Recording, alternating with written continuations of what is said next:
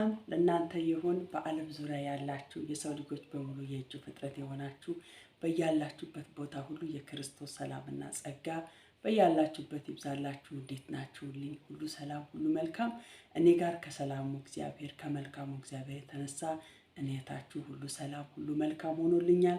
ጸጋው በስቶልኝ ምሕረቱ ደግሞ ደግፎኝ ዛሬም ደግሞ ሕያውና የከበረውን ደግሞ ዘላለማዊ ቃል ይዤላችሁ መጥቻለሁ። ሁልጊዜ ከጎኔ ሆናችሁ በቅንነት በመልካምነት በቅን ልብ የእግዚአብሔርን ቃል እየሰማችሁ መልካም ኮሜንቶችን የምትሰጡኝ እንዲሁም የምትጸልዩልኝ እንዲሁም በምክራችሁ ከጎኔ ያላችሁ ሁላችሁም የሰማይ አምላክ እግዚአብሔር በማያልቀው በሰማያዊ በረከት ይባርካችሁ።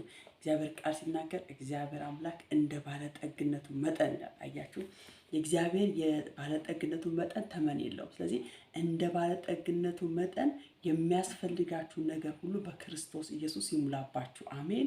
ክብር ለእግዚአብሔር ይሁን። እጅግ አድርጌ በጣም ወዳችኋለሁ፣ አከብራችኋለሁ። ወደ እናንተ ፊት ስመጣ በብዙ ደስታ በብዙ ሐሴት ነው። ምክንያቱም እኔም መስላችሁ አንዳንዴ ሰዎች ቪዲዮ ሲሰሩ ከወደዳችሁት ላይክ ሼር አድርጉ ይላሉ፣ ካልወደዳችሁት ደግሞ እለፉ ምናምን ይላሉ። እኔ አላችሁ። ምክንያቱም ለሰው ልጆች ሁሉ ለፍጥረት ሁሉ የተገባና ሊሰማው የሚገባና ሊያሳርፍ ወደ መልካም መንገድ ሊመራ ወደ ቅን መንገድ ሊመራ ሰዎችን ለመልካም ነገር የሚያዘጋጅ የእግዚአብሔር ቃል ስለሆነ ለሰው ልጆች ሁሉ በቃ ግዴታ ስለሆነ ማለት ነው። ስለዚህ ይሄንን የመሰለ እግዚአብሔርን ቃል ይዤላችሁ ስመጣ በብዙ ደስታ በብዙ ሐሴት በብዙ ናፍቆት ነው እና ጌታ ኢየሱስ ዘመናችሁን ሕይወታችሁን ይባርከው። እንግዲህ እንኳን ለአስረኛው ቀን ለአርባኛው ዙር ለአስረኛው ዙር ለአርባ ቀን ጾም ጸሎት በሰላም አደረሳችሁ፣ በሰላም አደረሰን። እንግዲህ ያው ዘግይቻለሁ። ዛሬ እንግዲህ ስንተኛ ቀናችን ነው? አራተኛ ቀናችን ነው አይደለም? እንግዲህ ምሕረታችሁ ይብዛልኝ፣ ይቅርታ አድርጉልኝ። እንኳን አደረሳችሁ። እነዚህ 10 ዓመታትን እግዚአብሔር ረድቶን በእግዚአብሔር ፊት አለንና ክብር ለእግዚአብሔር ይሁን። እግዚአብሔር እድል ስለሰጠን እንድንጾም እንድንጸልይ ፊቱን እንድንፈልግ ቃሉን እንድንሰማ የእግዚአብሔርን በጎ ሀሳብና ፍቃድ በሕይወታችን እንድናውቅ እግዚአብሔር እድል ስለሰጠን እግዚአብሔርን እጅጉን አድርጌ አመሰግናለሁ። እንኳን ደስ ያላችሁ፣ እንኳን አደረሳችሁ። የዛሬ ዓመት ከኛ ጋር 9ኛውን ዙር የጾሙ የጸለዩ ዛሬ ብዙዎች የሌሉ ይኖራሉ፣ በህይወት የሌሉ ይኖራሉ። ደግሞ አሁን ታሞ ተኝተው እንደኛ አሁን መጾም መጸለይ የማይችሉም ይኖራሉ። እንደገና ደግሞ ባክ ያደረጉም ይኖራሉ። አያችሁ፣ ብዙ አይነት ነገሮች አሉ። ስለዚህ እኔና እናንተን ደግሞ እግዚአብሔር ከቁጥር ስላጎደለን በምህረቱ በቸርነቱ በታጋሽነቱ በጥበቃው እድል ስለሰጠን በእውነት እግዚአብሔርን እጅግ አድርጌ አመሰግናለሁ። ደስ እያለን በእግዚአብሔር ፊት እንጾማለን እንጸልያለን እና ክብር ለእግዚአብሔር ይሁን። እንግዲህ የጾም ሰዓት እንደመሆኑ መጠን ስለ ጾም አንዳንድ ነገር እንማማራለን ብዬ እንግዲህ መጥቻለሁ ማለት ነው። ክብር ለእግዚአብሔር ይሁን። በመጽሐፍ ቅዱሳችን ላይ ብዙ አይነት ጾሞች አሉ።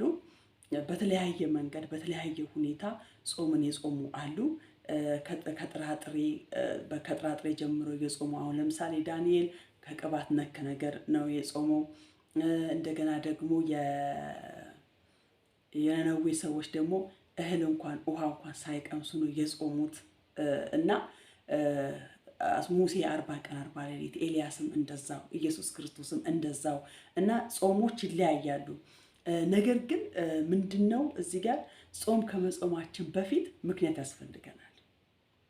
ጾም ከመጾማችን በፊት ምክንያት ያስፈልገናል። ምክንያቱም ከተጾመ በኋላ ውጤት ያስፈልጋል። አያችሁ፣ ጾም መጾም ዝም ብለን በልማድ ወይንም በስርዓት አለ መጾም ያለብን።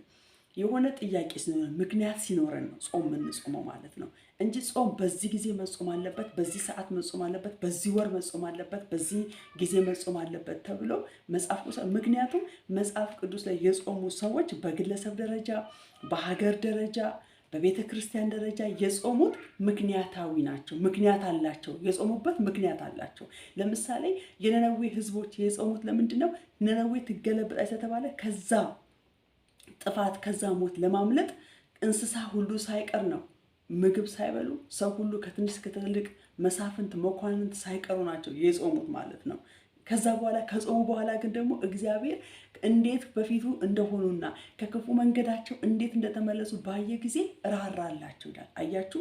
ስለዚህ ጾም ስንጾም ምክንያት ሊኖረን ይገባል። ከጾምን በኋላ ደግሞ የጾምንበት ደግሞ ውጤት ያስፈልጋል። ምክንያቱም የምንጾመው የምንጸልየው ወደሚሰማው አምላክ ከሆነ ወደሚያየው አምላክ ስለሆነ ከዛ ከጾም በኋላ ከእግዚአብሔር ውጤትን ልንቀበል ይገባል። ክብር ለእግዚአብሔር ይሁን። ስለዚህ ምንድነው ከመጾማችን በፊት ተነስተን ምክንያት ሊኖረን ይገባል። ከጾም በኋላ ደግሞ ውጤት ልናገኝ ይገባል። ለምሳሌ ሙሴ ስናየው ሙሴ ወደ ተራራ ወጥቶ 40 ቀን 40 ሌሊት የጾመው ምንድነው ሕግን ለመቀበል ነው ከእግዚአብሔር። አያችሁ ጾሞ ሕግን ተቀብሎ መጣ ሙሴ ማለት ነው። ሲሄድ ምክንያት ነበረው ሕግን ለመቀበል፣ ሲመጣ ደግሞ ውጤትን ተቀብሎ መጣ። ያ የጸሎቱን መልስ የጾም ጸሎቱን መልስ። አያችሁ ጾም ጸሎት ማለት በህይወታችን ላይ አስፈላጊ ነገር ነው። አያችሁ ብዙ ጊዜ እኛ የምናስበው እንዴ ጾም ጸሎት ሲባል በጾም ሰዓት ብቻ ከክፉ ነገር መራቅ ብቻ አይደለም፣ ከሚጠቅመንም ነገር የምንርቅበት ነው ጾም። ክርስቲያን ሰው በጾም ጊዜ ብቻ አይደለም ከክፉ የሚርቀው፣ ያለ ጾምም ሁል ጊዜ በህይወቱ ከክፉ መራቅ አለበት ክርስቲያን። በጾም ሰዓት ብቻ አይደለም ከክፉ የሚርቀው። አያችሁ ስለዚህ ጾም ሲባል ከክፉ ነገር ብቻ ከስድብ፣ ከሐሜት፣ ከዝሙት ምናምን ብቻ ከመልካም ነገር የምንቆጠብበት የምንከለከልበት ጊዜ ነው። ይሄ ደግሞ ምንድነው የምንጾመው ለመዳን አይደለም ወገኖቼ፣ የምንጾመው ለጽድቅ አይደለም። የምንጾመው ከእግዚአብሔር ለምን አንድ ነገር ለመቀበል ለኛ ለየት ያለ መድረክ ወይንም የተመቻቸ መድረክ ጾም ጸሎት ነው። ስለዚህ ከእግዚአብሔር የምንቀበለው ከእግዚአብሔር ጥያቄ ሲኖረን የምናደርገው ሂደት ነው ጾም ማለት። ብዙዎቻችን በጾም የምንጸድቅ ይመስላል። በጾም መንግስተ ሰማያት መንገባ፣ በፍጹም ጾም መንግስተ ሰማያትን አያስገባም ወገኖቼ። ስለዚህ ከመጽሐፍ ቅዱስ እስቲ በምክንያታዊ ጾም የጾመው ማን ነው የሚለውን ደግሞ እናያለን። ክብር ለእግዚአብሔር ይሁን። ሃሌሉያ። ሁለተኛ ሳሙኤል ምዕራፍ 12 ላይ ከ15 ጀምሮ አነብላችኋለሁ በጌታ በኢየሱስ ስም። ስለ ቃሉ እግዚአብሔር ይባረክ። እንዲህ ይላል እንግዲህ ዳዊት እንደምታውቁት ዳዊት ወደ ቤርሳቤ ሄዶ የቤርሳቤን ባል ኦርዮንን ገሎት አብሯት ተኝቶ በማግስቱ እሷ ደግሞ እንዳረገዘች ስትነግረው ከዛ በኋላ ኦርዮን ሄደ ከሚስት ጋር ተኛ። እሱ ደግሞ የእግዚአብሔር ሕዝብና ታቦት እዚህ ሜዳ ላይ ሆኖ እኔ እንዴት ከሚስቴ ጋር ልተኛ ልደሰት ይገባል? ወደ ቤቴ ሄጄ እንዴት መልካም ጥሩ አልጋ ልተኛ ይገባል? በፍጹም ብሎ ቢባለ ጊዜ ኦርዮንን ንጉሥ ዳዊት አስገደለው። ከዛ በኋላ እቺ ሴት ደግሞ ስላረገዘች ወሰዳት ይላል። ክብር ለእግዚአብሔር ይሁን። ከዛ በኋላ ግን የሚገርማችሁ ነገር እንዲህ ይላል 15 ላይ ናታን ወደ ቤቱ ከሄደ በኋላ የኦርዮን ሚስት ለዳዊት ወለደችለት ሕፃን። ዳዊት ስለ ሕፃኑ እግዚአብሔርን ለመነ፣ ጾመም። ከዚያም ወደ ክፍሉ ገብቶ በተከታታይ ሌሊቱን መሬት ላይ ተኝቶ አደረ። የቤተሰብ ሽማግሌዎችም ከመሬት ሊያነሱት በአጠገቡ ቆሙ፣ እርሱ ግን እምቢ አለ። አብሯቸውም አንዳች ነገር አልበላም። ዳዊት ማለት ነው። እንግዲህ ከቤርሳቤ የሚወለደው ልጅ ይሞታል ስላለው እግዚአብሔር ምናልባት ጾም ጸሎቴን ሰምቶ ይህን ልጅ ካዳነ ብሎ ዳዊት ጾም ጸሎት ገባ ይላል። በሰባተኛው ቀን ሕፃኑ ሞተ። እንግዲህ በሰባተኛው ቀን እሱ ጾም ጸሎት በጀመረ በሰባተኛው ቀን ሕፃኑ ሞተ ይላል። የዳዊትም አገልጋዮች እነሆ ሕፃኑ በሕይወት እያለ የነገርነው ዳዊት አልሰማንምን? ታዲያ አሁን ሕፃኑን መሞት እንዴት አድርገን ልንነግረው እንችላለን? በራሱ ላይ ጉዳት ሊያደርስ ይችላል ብለው መናገሩን ፈሩ።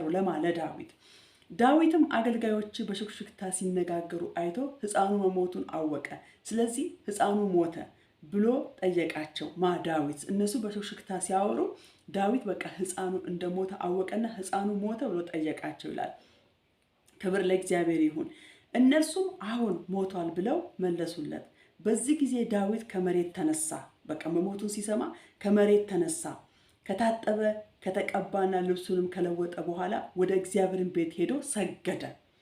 አያችሁ ዳዊት እንግዲህ ይሄ ልጅ ምናልባት ቢተርፍልኝ ቢሆን ነበር የጾመው የጸለየው 7 ቀን ሙሉ መሬት ላይ ተኝቶ ሳይበላ ሳይጠጣ። ነገር ግን ሕፃኑ መሞቱን ሰማ። ግን ሕፃኑ ስለሞተ ለእግዚአብሔር ስግደትን አላቆመም። ልክ መሞቱን እንደሰማ ታጠበ፣ ለበሰ፣ ተቀባ፣ ሄዶ ለእግዚአብሔር ሰገደ ይላል። አያችሁ ይሄ ነው ለእግዚአብሔር ያለን መረዳታችን ሲጨምር። እግዚአብሔር ስላደረገ ብቻ አይደለም፣ ባያደርግም እሱ እግዚአብሔር ነው። ባያደርግም እሱ ስግደታችን፣ አምልኳችን፣ ዝማሪያችን፣ ምስጋናችን ሊቋረጥበት አይገባም። አያችሁ ሰገደ ይላል። ክብር ለእግዚአብሔር ይሁን።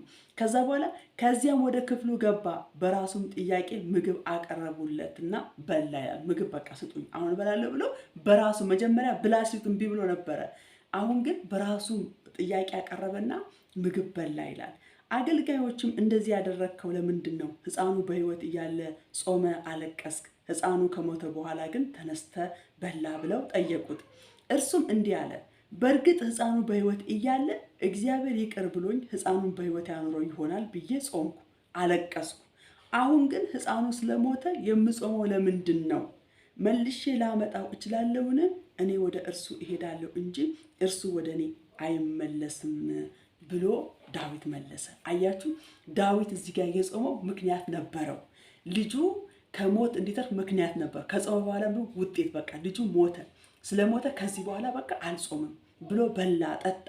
በራሱ ፍቃድ ምግብን አቀርቡልኝ ያለ ምግብን በላ ይላል። አያችሁ። ስለዚህ ጾም ስንጾም ምክንያታዊ መሆን አለብን። ከጾምን በኋላ ደግሞ ውጤት መጠበቅ አለብን። ለምሳሌ አሁን 40ኛ ጾም አስታውሳለሁ። የ8ኛው ጾም ጸሎት ምንድነው በሚል ርዕስ ጾም ነው።